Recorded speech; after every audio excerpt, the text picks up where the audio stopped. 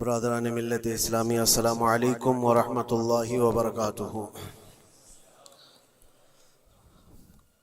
الحمد للہ الحنان المنان الذي خلق الانسان وعلمه البيان، والصلاة والسلام على رسوله سید الانس والجان وعلى آلہ واصحابہ ذوی الخیر والاحسان، اما بعد فأعوذ باللہ من الشیطان الرجیم، بسم اللہ الرحمن الرحیم۔ وضربت علیہم الذلة والمسکنة وباءوا بغضب من اللہ ذلك بأنهم كانوا يكفرون بآيات الله ويقتلون النبيين بغير حق ذلك بما عصوا وكانوا يعتدون، صدق اللہ مولانا العظیم۔ بارگاہ رسالت محب صلی اللہ علیہ وسلم میں درود پاک کا ہدیہ پیش کر لیں۔ اللہم صلی علی سیدنا و مولانا محمد معدن الجود والکرم وآلہ واصحابہ الکرام وابنہ الکریم وبارک وسلم صلاة دائمتا سرمدا ابدا۔ اقبال نے کہا ہے، ستیزہ کار رہا ہے ازل سے تا امروز، شرار بولہبی سے چراغ مصطفی۔ مطلب یہ ہے کہ شروع کے دنوں سے ہی اس کائنات میں، اس دنیا میں ایک معرکہ چلتا آ رہا ہے۔ معرکہ مطلب جنگ، مقابلہ۔ وہ کس چیز کا ہے؟ اقبال کہتا ہے ستیزہ کار رہا ہے ازل سے تا امروز، شروع سے لے کے آج تک ایک مقابلہ چلتا آ رہا ہے۔ وہ مقابلہ کس کا ہے؟ شرار بولہبی سے چراغ مصطفی کا۔ مصطفیٰ کریم صلی اللہ علیہ وسلم کی چراغ کی روشنی کا مقابلہ ابو لہب کی شرارتوں کے ساتھ۔ تو ایک تو یہ کہ استعارہ ہے، اس سے پہلے بھی فرعون و موسیٰ کا، نمرود و ابراہیم کا علیہم السلام، یہ مقابلہ اس روئے ارضی پر چلتا رہا اور حق و باطل کے معرکے ہوتے رہے اور ہوتے بھی رہیں گے۔ فی زمانہ ہم جو حالات دیکھ رہے ہیں پوری دنیا میں، آج جنگوں کے حالات جو پیش کیے جا رہے ہیں، لوگ تو اب یہ خبریں ایسے سن رہے ہیں، کسی کے ہاں بم گرنے کی، میزائل گرنے کی، تو ایسا لگ رہا ہے جیسے بچے پٹاخے پھوڑ رہے ہیں۔ لوگ یہاں خبریں لے کر کے مزے لے لیتے ہیں، پھر فارورڈ کر دیتے ہیں۔ موت اتنی آسان ہو گئی ہے کہ اللہ کے نبی صلی اللہ علیہ وسلم نے 1400 سال پہلے یہ ارشاد فرمایا تھا کہ ایک زمانہ آئے گا کہ حرج بڑھ جائے گا۔ تو صحابہ نے پوچھا تھا یہ حرج کیا ہے؟ تو حضور اکرم صلی اللہ علیہ وسلم نے ارشاد فرمایا تھا کہ قتل بہت زیادہ ہوگا، ایک دوسرے کا قتل اتنا زیادہ ہونے لگے گا کہ لوگ اس کی پرواہ بھی نہیں کرتے۔ آج مجھے آج بتاؤ، دنیا پوری بہت سارے ایشوز پر بیٹھکیں کر رہی ہے، گلوبل وارمنگ پہ ہے، دنیا میں انوائرمنٹ کی چینجنگ پر، موسم کا تاپمان بڑھ رہا ہے، اس پر میٹنگیں ہو رہی ہیں، بڑی بڑی تنظیمیں بیٹھتی ہیں۔ یہ ڈھکوسلا ہے یہ دنیا کا، یہ مغربی دنیا، ویسٹرن کنٹریز کا دکھاوا ہے۔ یہ اینیمل لاورز کو بھی باہر لے کر کے آتے ہیں، ان کو بہت زیادہ کوریج دیا جاتا ہے۔ یہ کتے سے پیار کرنے والا ہے، یہ مرغی سے پیار کرنے والا ہے۔ ظالموں، 40,000 نہیں 50,000 لوگوں کو فلسطین میں تم نے ناحق مار دیا، اس پر کوئی بیٹھک نہیں کرتے۔ موت اتنی آسان ہے انسانوں کی۔ جنگ جس سے ہے، مقابلہ جس سے ہے، تمہارا آپس میں برابر کی طاقت کا مقابلہ ہو تو سمجھ میں آئے کہ ایک دوسرے کی فوجوں سے مقابلہ ہے، ادھر کی فوج بھی مر رہی، ادھر کی فوج بھی مر رہی ہے، لیکن نہتے بچوں کا کیا قصور؟ بلکہ وہ گود میں آئے ہوئے ابھی جنہوں نے شعور کی آنکھیں بھی نہیں کھولی، دودھ پیتے بچوں کے جو قتل ہوئے ہیں۔ تاریخ میں آپ نے پڑھا ہوگا فرعون نے 12,000 بچوں کا قتل کیا تھا، صرف اس گمان سے کہ اس نے خواب دیکھا تھا بنی اسرائیل میں ایک بچہ پیدا ہوگا جو اس کی سلطنت کو ہلاک کر دے گا۔ خواب کی وجہ سے کاہنوں نے اس کو بتایا تھا، اس نے خواب یہ دیکھا تھا کہ آسمان سے ایک تارا ٹوٹ کر اس کی گود میں گرا اور آگ لگ گئی۔ تو نجومیوں نے اس کی تعبیر یہ بتائی تھی کہ بنی اسرائیل میں ایک بچہ پیدا ہوگا جو تیری سلطنت کو ہلاک کر دے گا۔ اس ڈر سے بنی اسرائیل میں جو بھی بچہ پیدا ہوتا اس کو قتل کرتا تھا۔ اس نے تقریباً 12,000 بچوں کو قتل کر دیا تھا، اس ڈر سے کہ وہ بچہ تو نہ پیدا ہو جائے جو میری سلطنت کو ہلاک کرنے والا ہے۔ اور وہ موسیٰ علیہ السلام تھے، پیدا بھی ہوئے اور فرعون کے گھر میں ہی پلے۔ اللہ کا نظام ہے۔ لیکن میں یہاں اس لیے بتا رہا ہوں، فرعون ظلم میں پوری دنیا میں مشہور ہے۔ وہ عورتوں کو بھی ظالم اس طرح سے مارا ہے کہ جس کی تاریخ میں مثال نہیں ملتی۔ لیکن میں نے اپنی زندگی میں دیکھا، آج کے زمانے میں اسرائیل نام سے ایک ناجائز حکومت پر قابض شخص نے 12,000 نہیں 50,000 لوگوں کو سال بھر میں قتل کر دیا۔ یہ تاریخ کا بھیانک چہرہ ہے۔ آج لوگ اس کو ہلکے میں لے رہے ہوں گے، نیوز والے ایک طرفہ رپورٹ کرتے ہیں کیونکہ ان کو ان کے باپ داداؤں سے ڈر ہے، جہاں کی کھاتے ہیں وہاں کی گاتے ہیں۔ لیکن بعد کو یہ سچائیاں جنریشن میں منتقل ہوتی رہیں گی، کبھی تو آئے گا کوئی انصاف کی نظر رکھنے والا۔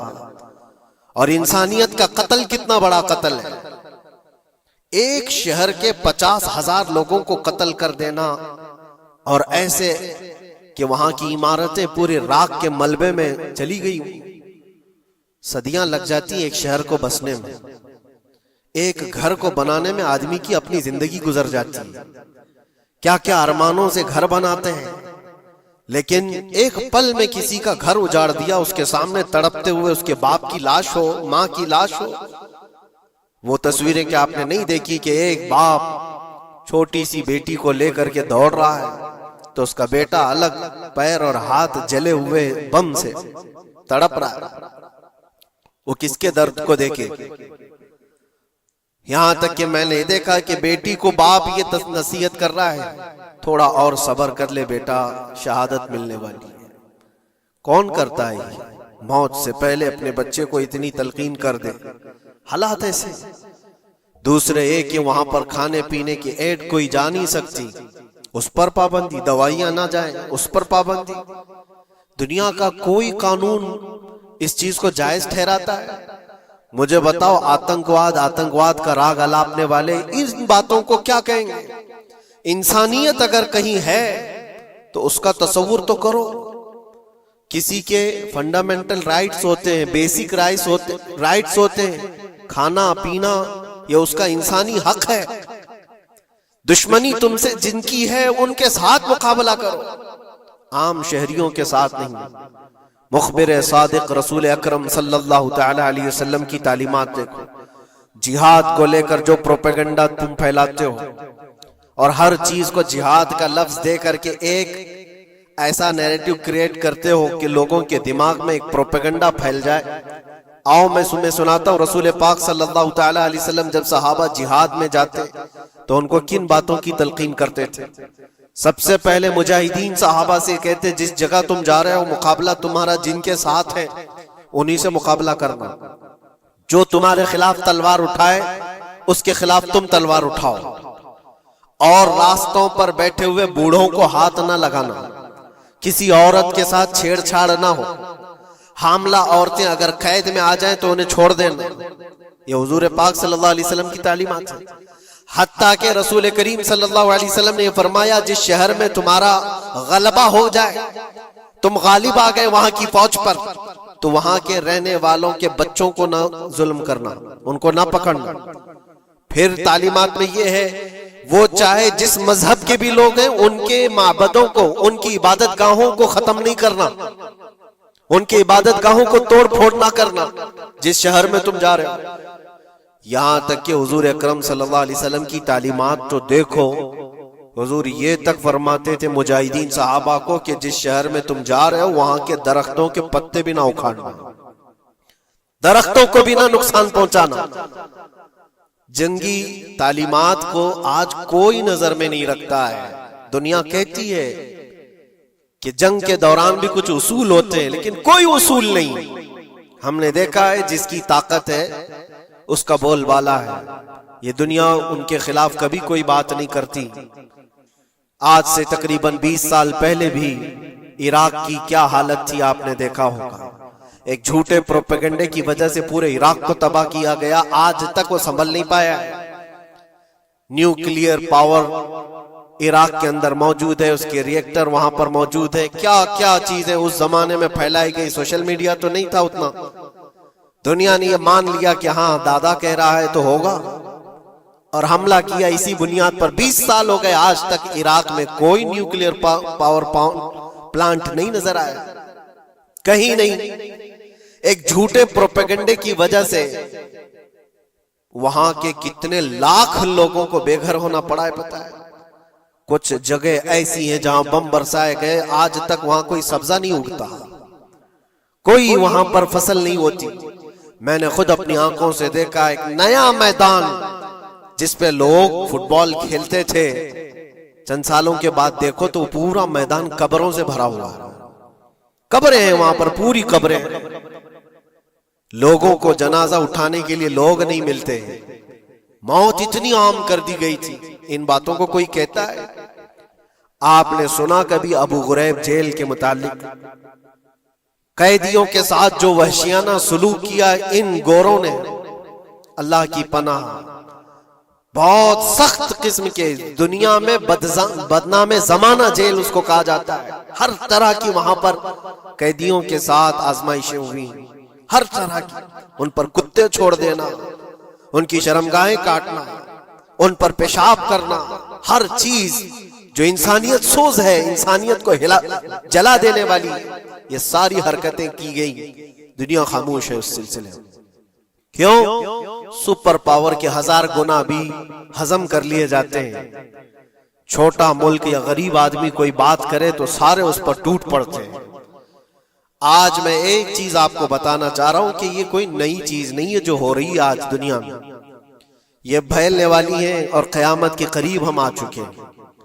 ہو سکتا ہے دنیا پوری جنگوں کے لپیٹ میں ہو، جو رسول پاک صلی اللہ علیہ وسلم نے ارشاد فرمایا، قتل اتنا بڑھ جائے گا کہ 100 لوگ ہوں تو 99 مر جائیں گے، ایک بچ جائے گا، قتل اتنا بڑھ جائے گا۔ یہ جنگ کی آگ ہو سکتا ہے آس پاس سب پھیل جائے، جس کی وجہ سے اس وبا میں، اس بلا میں سب ملوث ہونے لگ جائیں گے۔ اور ایک بات یہ بھی یاد رکھو، چاہے جیسی بھی حکومت ہو، تاریخ پوری اٹھا کر کے دیکھنا، ظلم کے بعد جو غرور و تکبر میں آ کر فرعون بننے کی کوشش کرتا ہے، اس کا انجام اللہ تعالیٰ بہت بھیانک فرماتا ہے، بہت بھیانک انجام ہوتا ہے۔ اب کے ظالم بھی اپنے انجام کے بہت قریب آ چکے، انہوں نے ظلم اتنا کیا ہے، وہ بچوں کی آہیں، وہ عورتوں کی چیخیں کیا بارگاہ رب العزت میں نہ پہنچی ہوں گی؟ رب تبارک و تعالیٰ خود فرماتا ہے، سَيَعْلَمُ الَّذِينَ ظَلَمُوا أَيَّ مُنْقَلَبٍ يَنْقَلِبُونَ، ان قریب ظالم یہ دیکھ لیں گے کہ کس پلٹی میں اللہ تعالیٰ انہیں گرانے والا ہے۔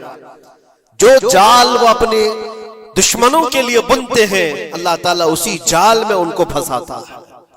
آج دیکھنا آپ، تاریخ کی سچائیاں آپ کو اس بات کا جواب دیں گی۔ ظالم یہ سمجھتا ہے کہ میں خدا کے برابر ہو چکا، مجھے کوئی بھی ہلاک نہیں کر سکتا۔ اللہ تعالیٰ فرماتا ہے، اینما تکونوا یدرککم الموت ولو کنتم فی بروج مشیدہ، تم مضبوط قلعے میں کیوں نہ بیٹھے ہو، موت تمہارے پاس آ کر پکڑ لے گی۔ اور رب تبارک و تعالیٰ کے لیے کوئی چیز ناممکن ہے۔ لوگ آج ہوا بناتے ہیں کہ ایئر ڈیفنس سسٹم اتنا بڑا ہے کوئی کچھ نہیں کر سکتا۔ ایک چھوٹے سے پدے سے ایک ناجائز کنٹری کو محفوظ دکھانے کے لیے دنیا پتہ نہیں کیا کیا باتیں وائرل کرتی ہے۔ اسرائیل کے پاس آئرن ڈوم ہے، ایئر ڈیفنس سسٹم اتنے بڑے ہیں، کوئی نہیں آ سکتا۔ وہ خدا ہے؟ کوئی خدا ہے؟ لیکن دنیا آج دیکھ رہی ہے، بہت ساری چیزوں کو دیکھ رہی ہے۔ مجھے یہاں پر کسی کے سلسلے میں نہیں کہنا، لیکن ایک بات کہنا ہے کہ نشہ میں چور، گھمنڈ میں چور جو بندہ ہوتا ہے، اللہ تعالیٰ کبھی اس کو مچھر سے بھی ہلاک کرتا ہے۔ بہت بڑی طاقت کا اس سے مقابلہ ہونا ضروری نہیں، تمہارے پاس ہوگا بہت بڑا سسٹم، لیکن رب تبارک و تعالی جب انتقام لے لے تو پھر تمہارے لیے بہت بڑی طاقتوں کی ضرورت نہیں۔ آپ کو میں تاریخ بتاؤں، عراق میں نمرود ایک زمانے میں اس طرح کی حرکت کیا تھا کہ اس نے بہت بڑی عمارت بنائی تھی، اور اس کے مطابق بات یہ تھی کہ وہ 1000 لوگوں سے تنہا لڑ سکتا تھا، اتنی اس کی طاقت تھی۔ شیر سے خود مقابلہ کرتا تھا، کبھی ڈرتا نہیں تھا۔ نمرود کی طاقت مشہور تھی اس زمانے میں، اور سارے لوگ اس کی طاقت کا لوہا مانتے تھے، حتیٰ کہ وہ کبھی اپنی زندگی میں بیمار نہیں ہوا تھا۔ آدمی جب بیمار نہیں ہوتا تو اس کا غرور بڑھ جاتا ہے، سوچتا ہے مجھے کچھ ہو نہیں سکتا۔ نمرود نے اس کے بعد یہ دیکھا ساری دنیا میرے قبضے میں ہے، طاقت و دولت کے ذخیرے سب اس کے پاس سے، لیکن ایک چیز نہیں تھی، موت پر کنٹرول۔ اس کو کیسے کیا جائے کنٹرول؟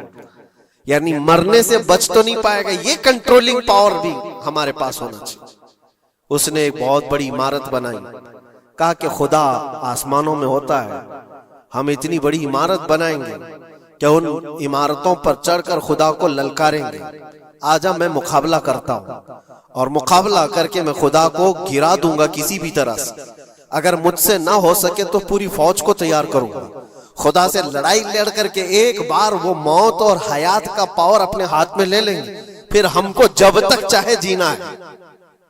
کہاں کی خام خیالی! لیکن اس نے بنایا، پوری دنیا بھر سے لوگوں کو جمع کیا، سب کی زبان ایک بنایا، سب کی کرنسی ایک بنایا، ساری اس پوری دنیا کے لوگ اس کی فوج میں، سب کو یہ باور کرانا شروع کیا کہ ہماری لڑائی ہے دنیا سے نہیں، ہماری لڑائی کریٹر سے، خالق سے۔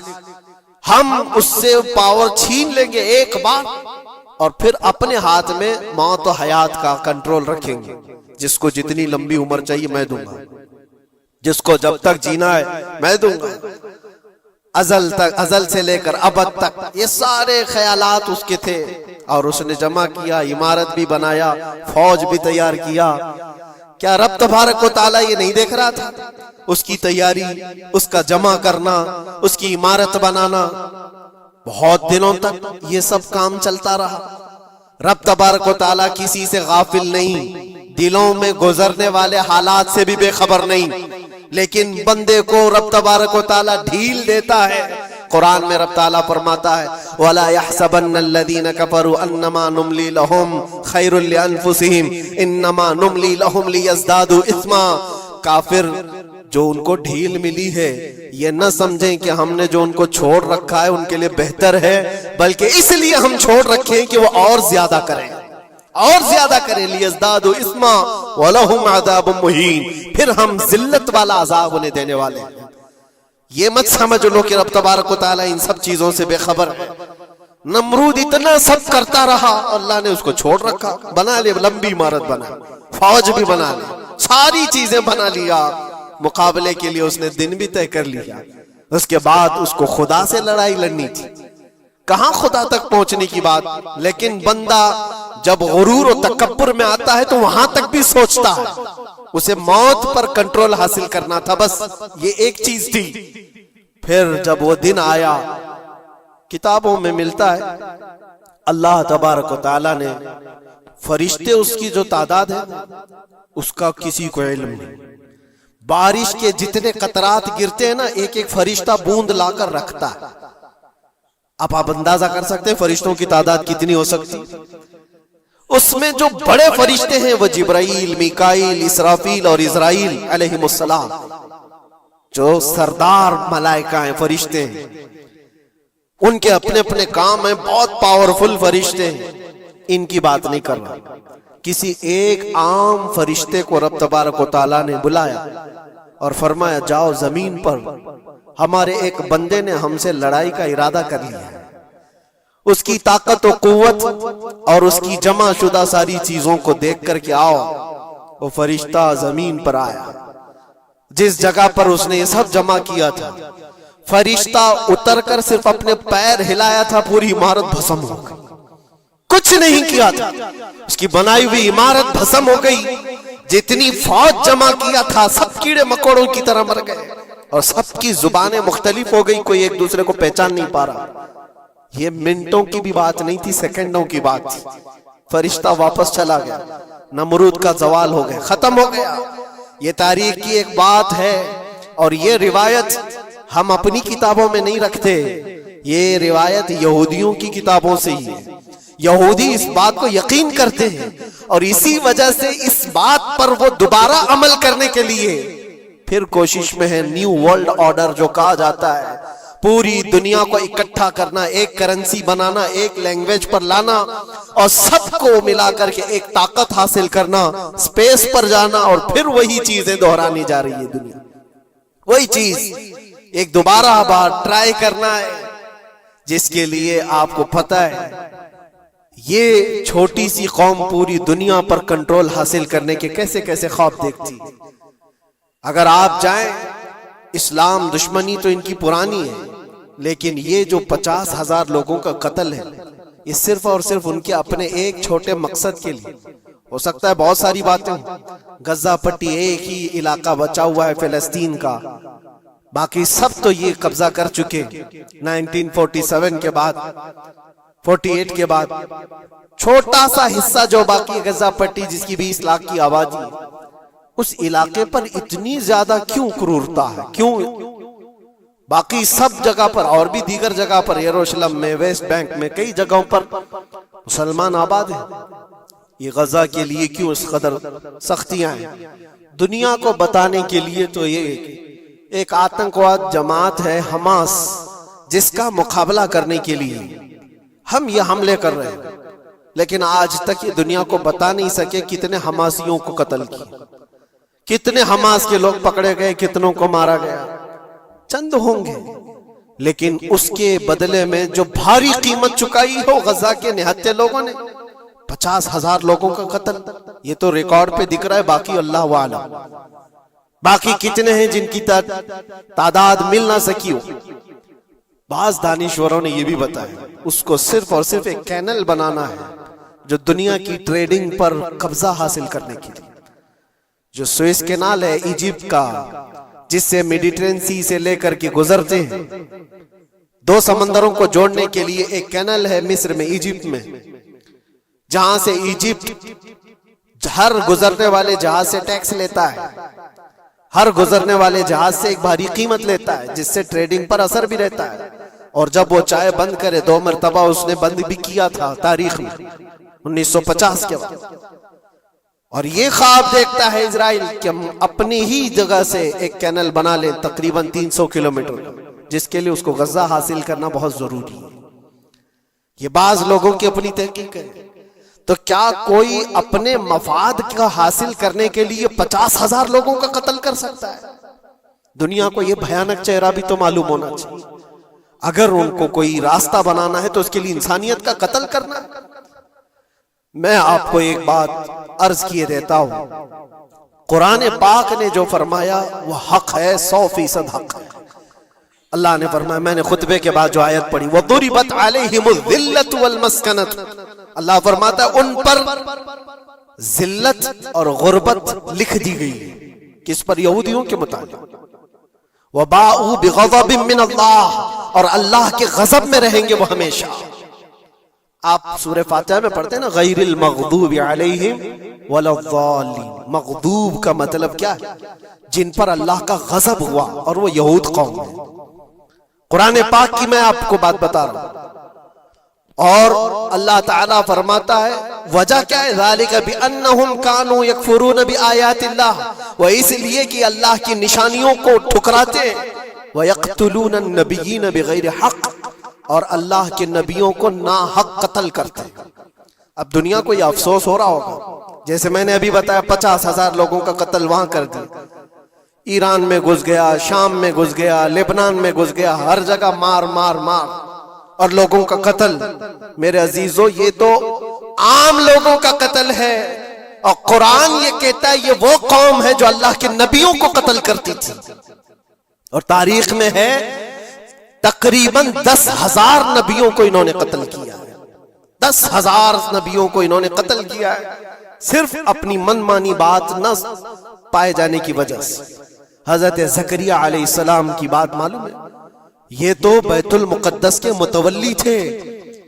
زکریہ علیہ السلام بیت المقدس کے امام تھے، جن کا ذکر ہے قرآن پاک میں۔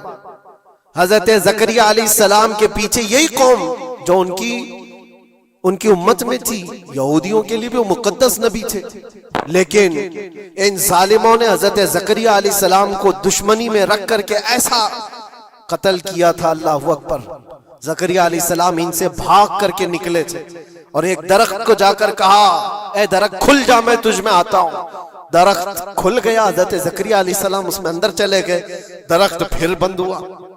تاریخ میں موجود ہے، ابلیس لعین نے، شیطان مردود نے یہودیوں کو راستہ بھی بتایا اور درخت بھی بتایا کہ اس کے اندر زکریہ چھپے ہوئے، اس کے اندر زکریہ ہے۔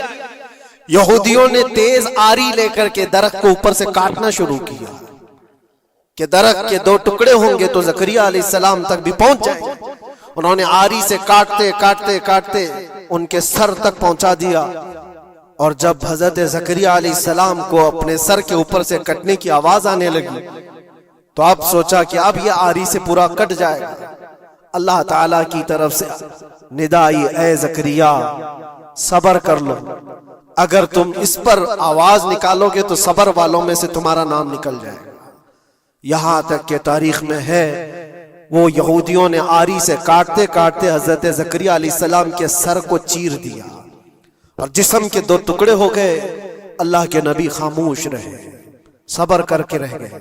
ان کے بیٹے یحییٰ علیہ السلام، یحییٰ علیہ السلام نے یہودیوں کے ایک گورنر یا بادشاہ کو یہ کہا تھا کہ ایک نکاح میں دو بہنوں کو رکھنا جائز نہیں۔ اس نے دو بہنیں ایک ساتھ اپنی زوجیت میں رکھا تھا۔ صرف اتنی بات پر حضرت یحییٰ علیہ السلام صرف 33 سال کے جوان تھے، اس یہودی ظالم نے یحییٰ علیہ السلام کے سر کو کاٹ کر کے برتن میں لا کر ناشتے میں رکھا تھا۔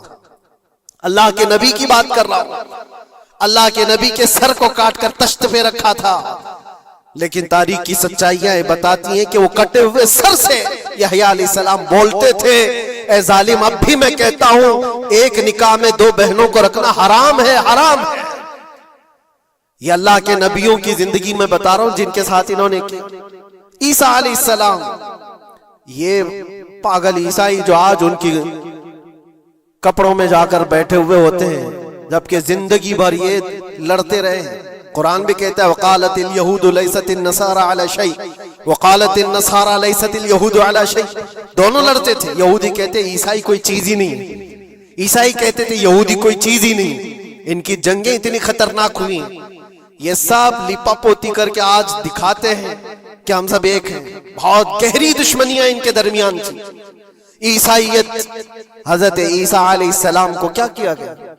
جب انہوں نے اپنے پیغامات پھیلائے تو عیسیٰ علیہ السلام کو بھی قتل کرنے کا منصوبہ یہودیوں نے بنایا تھا، اور پورے لوگ آ کر حضرت عیسیٰ علیہ السلام کے گھر کو گھیراؤ کر لی۔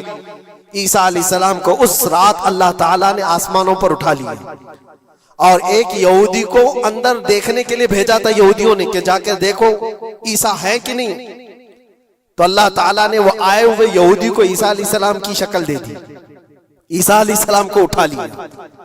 یہودی جو باہر کھڑے منتظر تھے، ہمارا آدمی اندر گیا ہے دیکھنے کے لیے، مارنے کے لیے، قتل کرنے کے لیے، ابھی تک آیا نہیں، تو سب کے سب اندر گھس گئے۔ دیکھا وہ آدمی بیٹھا ہوا ہے، اسی کو پکڑ کر لا کر سولی پر چڑھا دیا عیسیٰ سمجھ کر کے۔ لیکن اتفاق یہ ہے کہ اس کو پوری شکل نہیں دی گئی تھی، آدھی شکل عیسیٰ علیہ السلام کی تھی اور آدھی اس کی خود کی تھی۔ بعد میں یہودیوں میں خود اختلاف ہو گیا، ہمارا بندہ کہاں گیا جو ڈھونڈنے کے لیے گیا تھا، وہ غائب کہاں ہے؟ اور اگر یہ ہمارا بندہ ہے جو ڈھونڈنے کے لیے گیا تھا تو پھر عیسیٰ کہاں ہے؟ یہ اختلاف میں، یہ شک میں 550 سال گزر گئے۔ پھر میرے مصطفیٰ صلی اللہ علیہ وسلم تشریف لائے اور قرآن نے اس بات کو واضح کیا، نہ تم نے عیسیٰ کا قتل کیا نہ سولی چڑھائی ہے، عیسیٰ علیہ السلام زندہ ہیں، اللہ نے آسمانوں پر انہیں اٹھایا۔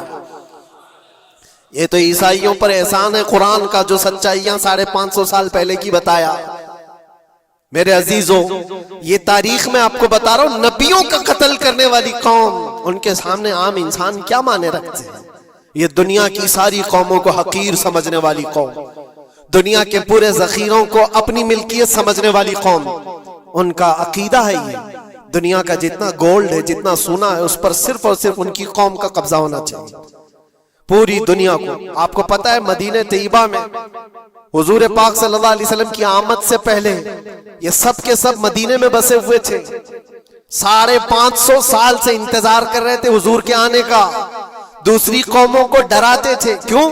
ان کی کتاب میں موجود تھا آخری نبی کے آنے کی ساری باتیں موجود تھی، آخری نبی آئیں گے، ان کے ماننے والوں کا غلبہ ہوگا، وہ اپنے نور نبوت سے لوگوں کے دلوں کو پاک کریں گے، ان کی شکل بھی بتائی گئی تھی تورات میں، ان کے آنے کی جگہ بھی بتائی گئی تھی، پورے حجاز میں کھجوروں کا جھنڈ ایک علاقہ ہوگا جہاں یہ نبی آئیں گے، اور وہ مدینے کے علاوہ کوئی جگہ ہی نہیں تھی۔ یہودی یہ سب چیزیں دیکھ کر حضور کے آنے سے 550 سال پہلے سے انتظار میں تھے، وہ نبی یہی آئیں گے، یہی آئیں گے، اور دوسری قوموں کو ڈراتے تھے ہم سے مت الجھنا، آخری نبی آنے والے ہیں ہمارے، اور اس نبی کے آنے کے بعد پھر ہم چن چن کر تم سے بدلہ لیں گے۔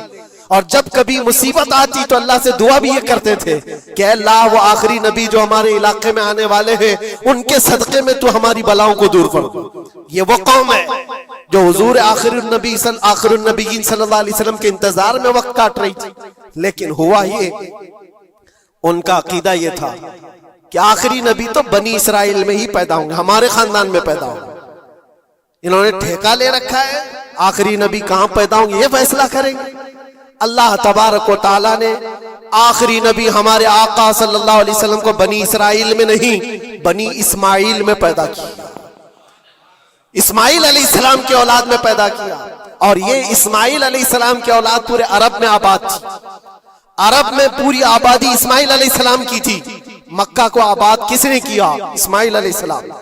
اسماعیل علیہ السلام کی اولاد پورے مکہ میں آس پاس سب علاقوں میں آباد، ساری جتنے بھی نسب ہیں وہ اسماعیل علیہ السلام تک پہنچتے ہیں عرب والوں کے، اور یہ یہودی بنی اسرائیل ہے، یعنی یعقوب علیہ السلام کی اولاد میں سے، اور یہ دوسروں کو حقیر جانتے تھے۔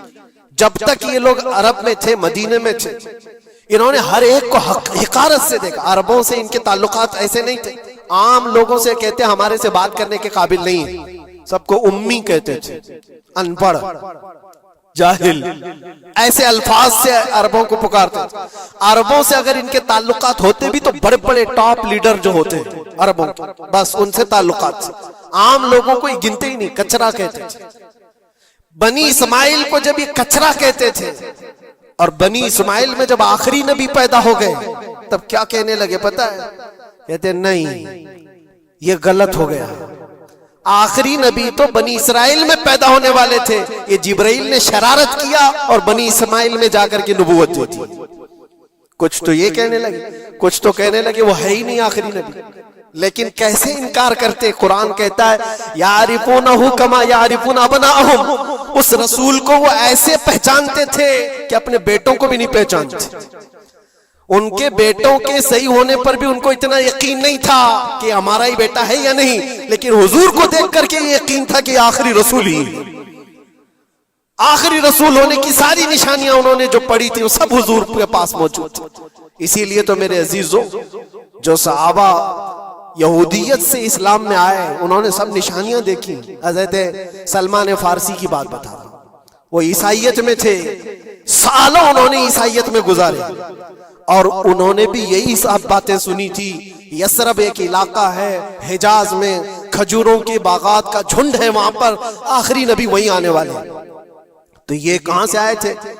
سلمان فارسی عراق سے آئے تھے، مدینے میں آ کر غلام بن گئے، ایک کھجوروں کے باغ میں کام کرتے تھے برسوں تک۔ پھر وہ وقت آ گیا جب حضور پاک صلی اللہ تعالی علیہ وسلم مکہ سے ہجرت کر کے مدینے آئے تھے۔ مسجد قباء جہاں ہے وہاں 14 دن تک حضور قیام کیے ہوئے تھے۔ تو وہ باغیچے کا جو مالک ہے، سلمان فارسی کا جو مالک تھا، اس کا بھتیجا آ کر کے خبر دیتا ہے، چاچا سنا ہے کہ نئی خبر؟ یثرب میں ایک شخص آیا ہے مکہ سے، حسین چہرہ ہے، گلابی رنگت ہے، بولتا ہے تو لوگ سب اس کی طرف دیکھتے ہیں، اور وہ کہتا ہے کہ میں اللہ کا آخری رسول ہوں۔ یہودی کا بھتیجا اپنے چاچا کو ایک خبر دے رہا ہے سلمان فارسی کھجور کے درخت کے اوپر بیٹھے کھجور کاٹ رہے تھے یا صاف کر رہے تھے. یہ خبر سنے کہ وہاں سے چھلانگ لگا کر نیچے آ گئے, جس کے انتظار میں تو سالوں گزار دیا تھا. کیا کہا تم نے؟ مالک نے ایک تھپڑ رسید کیا اور کہا تو غلام ہے, آقاؤں کی بات میں دخل اندازی مت کر, جا تو اپنا کام کر. لیکن ان کی بے چینی تھی کہ وہ اگر آخری رسول آ چکے تو میری زندگی کا تو مقصد یہی ہے. پھر انہوں نے وقت نکالا دن کا اور حضور پاک صلی اللہ علیہ وسلم کے پاس پہنچ گئے. جب رسول کریم صلی اللہ تعالی علیہ وسلم صحابہ کے ساتھ موجود تھے, دیکھیں علامتیں جو انہوں نے پڑھی تھی اپنی کتابوں میں وہ سب جانچنا بھی چاہتے تھے. کھجوریں لے کر کے گئے اور کہا یا رسول اللہ یہ قبول کیجیے, یہ صدقہ ہے.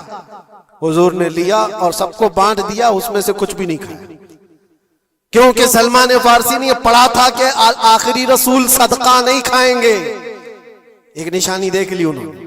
دوسرے دن آئے, پھر وہ موقع نکالا اور کھجوریں لی اور آئے. حضور سے آ کر کے کہا کہ یہ لیجئے, قبول کیجئے, یہ ہدیہ ہے. حضور نے خود بھی کھایا اور سب کو تقسیم کیا. کہا یہ کتاب میں موجود ہے, وہ آخری رسول ہدیے کو انکار نہیں کریں گے, تحائف قبول کریں گے. دو علامتیں دیکھی. پھر ایک دن, تیسرا دن تھا, رسول پاک صلی اللہ علیہ وسلم ایک جنازے میں تھے. تہبند تھی حضور کے, چادر تھی جسم کے اوپر. سلمان فارسی ایک اور نشانی دیکھنے کے لیے آئے ہوئے تھے جو کتابوں میں پڑھی تھی. کبھی حضور کے دائیں آتے, کبھی بائیں آتے, کبھی آگے کبھی پیچھے, پوچھنے کی یا کچھ بات کرنے کی کوشش کر رہے تھے. حضور صلی اللہ علیہ وسلم نے ان کو دیکھ لیا اور کہا سلمان آ جاؤ ادھر. ادھر بلایا, اپنی چادر ہٹائی اور کہا یہ مہر نبوت دیکھنے کے لیے آئے تھے. جو حضور صلی اللہ علیہ وسلم کے کندھوں کے بیچ میں ایک ایسا سفید نشان تھا جس کو مہر نبوت کہا جاتا ہے, وہ سورج سے زیادہ چمکتا تھا دونوں کندھوں کے بیچ میں. اور حضرت سلمان فارسی وہ دیکھنے کے لیے آئے تھے اور حضور نے ان کے پوچھنے سے پہلے چادر ہٹائی اور کہا یہی دیکھنے آئے تھے. سلمان فارسی نے کہا میں تو ایک چیز دیکھنے آیا تھا, آپ نے دو چیز بتا دی. کیا چیز؟ میں تو مہر نبوت دیکھنے آیا تھا, آپ نے دکھا بھی دیا اور میرے دل کی بات کی خبر بھی آپ نے بتائی. نبی کو علم غیب بھی ہوتا ہے. اور سلمان فارسی نے کلمہ طیبہ پڑھ لیا. اسی سلمان فارسی کو آزاد کرانے کے لیے میرے آقا صلی اللہ علیہ وسلم نے صحابہ کے ساتھ مل کر کے 500 کھجور کے درخت لگائے تھے اور ایک باغیچہ دے کر کے اس یہودی سے آزاد کروایا تھا. یہ اللہ کے نبی صلی اللہ علیہ وسلم کے پاس وہ صحابہ جو آئے تھے یہودیت سے یا عیسائیت سے, وہ جانتے تھے حضور کو, لیکن یہ اتنی خطرناک قوم ہے جن کو اللہ تعالیٰ نے دلوں پر مہر لگایا. یہ یہودی جو ایمان نہیں لائے اور یہ قیامت تک اسی طرح غضب میں رہنے والے. آج ان کا ابھار اگر آپ دیکھ رہے ہو تو شاید تاریخ پتہ نہیں ہوگی کہ کتنی ذلت کی زندگی بھی گزاری, کس طرح بھیک مانگے. آج یا اپنی تاریخ کو کہیں پر بھی سوشل میڈیا میں گردش کرتے ہوئے نہیں دیکھ سکتے, پابندی ہے پوری دنیا میں. ہٹلر کے قتل عام کے بارے میں نہیں بول سکتا کوئی, یہودیوں کو اتنا مارا تھا اتنا مارا تھا, نہیں, دنیا میں یہ بولنے پر پابندی ہے. ان کے کسی بھی پرانی تصویریں دکھانے پر پابندی ہے. آج خود اپنے ملک میں ہونے والے حملوں کی تصویر نہ دکھائی جائے, اس پر پابندی ہے. یہ تو تم کب تک عیب چھپاتے رہو گے؟ جہاں سڑن ہوتی ہے بدبو آ ہی جائے گی. اور ان قریب میرے عزیزوں قرآن کی وہ بات یاد رکھو, اللہ نے فرمایا سَيَعْلَمُ الَّذِينَ ظَلَمُوا أَيَّ مُنْقَلَبٍ يَنْقَلِبُونَ. ان قریب ظالم یہ دیکھ لے گا کہ اللہ اس کو کس کھائی میں گرانے والا ہے. کیا ابرہا بہت سارے منصوبے بنا کر کعبہ ڈھانے نہیں آیا تھا؟ اللہ نے ابابیل چڑیوں سے اس کو ہلاک کیا تھا, فرعون کو پانی سے غرق کر دیا تھا, نمرود کو مچھر سے ہلاک کر دیا تھا. بڑے بڑے طوفانی طاقتوں کے بادشاہ دنیا میں آئے, لیکن اللہ نے ان کو بہت چھوٹی طاقتوں سے ہلاک کیا. لوگ آج یہ مقابلہ کمپیریزن کرتے ہوئے بیٹھے رہتے ہیں, ایک طرف ایران ہے, ایک طرف غزہ ہے, ایک طرف سپر پاور حکومتیں ہیں. یہ سارے کمپیریزن دنیا کے ہو سکتے ہیں, لیکن رب تبارک و تعالیٰ کی بادشاہت اور اس کی سلطنت جب انتقام پر آ جائے تو پھر میرے عزیزوں کسی ملک کی بھی ضرورت نہیں, صرف ہواؤں سے مولا تعالیٰ طاقتوں کو ختم فرما دیتا. دنیا میں پھیلے ہوئے ایک کورونا کو تم قابو میں نہیں کر پا رہے تھے. ایک چھوٹا سا کیڑا ہوگا, ایک بیکٹیریا ہوگا جس کو کنٹرول میں نہ لا سکے اور کروڑوں موتیں ہو گئی. کون تھا یہ؟ موتوں پر کنٹرول تمہارے پاس کیوں نہیں آیا؟ سپر پاور طاقتیں بے بس نہیں تھی؟ 2 سال پہلے نہیں دیکھا آپ نے؟ اور رب تبارک و تعالیٰ جب چاہے تو یہ پکڑ ظالموں کے ساتھ فرمائے گا. آج کے دور میں دعائیں بھی یہ کرو اور انجام کا انتظار بھی کرو. یہ تمہارا بھی امتحان ہے میرے عزیزوں. جو آگ پڑوس میں لگی ہے اس کی چنگاریاں تمہارے گھر کو بھی جلا سکتی ہیں. اپنے برے اعمال سے توبہ کرو, اللہ کے غضب سے ڈرو کہ اس کی پکڑ نہ آئے. اللہ تبارک و تعالیٰ کہنے سننے سے زیادہ عمل کی توفیق عطا فرمائے. اور جو ناحق مارے گئے بچے ہیں, مولا تعالیٰ ان بچوں کو مارنے والے ظالموں کو خطرناک انجام تک پہنچائے, انہیں کیفر کردار تک پہنچائے. رب تعالیٰ انہیں عذاب علیم میں گرفتار فرمائے. وآخر دعوانا الحمدللہ رب العالمین. السلام علیکم.